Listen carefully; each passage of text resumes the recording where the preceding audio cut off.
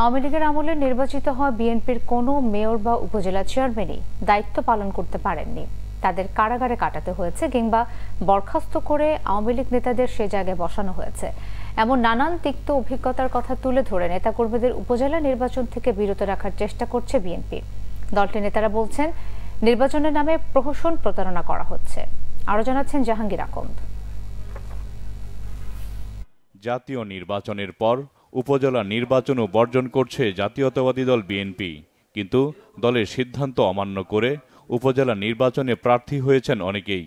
প্রথম ও দ্বিতীয় দফা উপজেলা নির্বাচনে দলের 7 জন পদধারী নেতা এবং অব্যাহতিপ্রাপ্ত ও বহিষ্কৃত সব মিলিয়ে 38 জন নেতা উপজেলা চেয়ারম্যান ও ভাইস চেয়ারম্যান পদে অংশ নিচ্ছেন। এর মধ্যে অনেককে বহিষ্কারও করা হয়েছে। বিএনপি নেতারা বলছেন, দলের সিদ্ধান্তের বাইরে গিয়ে খুব অল্প কয়েকজনই প্রার্থী হয়েছেন।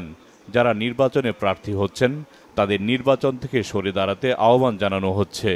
এই সরকারের আমলই একটা সময় মনে করে দেখেন, প্রত্যেকটি সিটি কর্পোরেশনে বিএনপির প্রার্থীরা মেয়র হয়েছিলেন। যতগুলো পৌরসভা এবং উপজেলা চেয়ারম্যান, এর মধ্যে 2/3 অধিক ছিল বিএনপির প্রার্থীরা। কিন্তু ফল কি হয়েছে? কেউ সুস্থ চেয়ারে বসে দায়িত্ব পালন করতে পারেননি।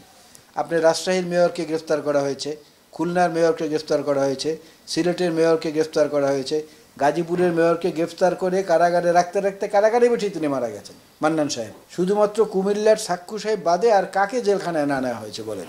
বাকি যারা ছিল প্রত্যেককে স্থানীয় সরকার মন্ত্রণালয় থেকে চিঠি দিয়ে কথিত মামলার অজুহাত দেখিয়ে বরখাস্ত করে সেখানে আওয়ামী লীগ বসিয়ে দেওয়া হয়েছে।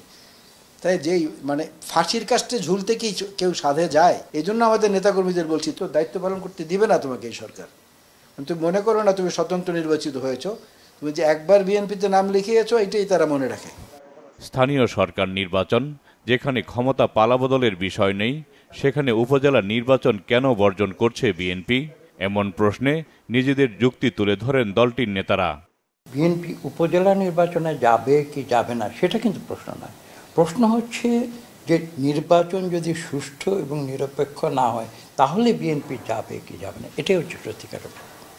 আচ্ছা, আসলে তো স্পষ্ট এই যে সেটআপ, বর্তমান সরকারের সেটআপ, বর্তমান নির্বাচন কমিশনের যে সেটআপ, সেখানে তো কোনো সুষ্ঠু নিরপেক্ষ নির্বাচন পারে না। কাজে এই ধরনের সেটআপের মধ্যে আমরা তো কোনোদিন নির্বাচনে যাব না। কারণ নির্বাচন তো একটা প্রফেশন, সেই নির্বাচন একটা ভাওতাবাজি, সেই নির্বাচনের মাধ্যমে মানুষকে প্রতারিত করা হচ্ছে।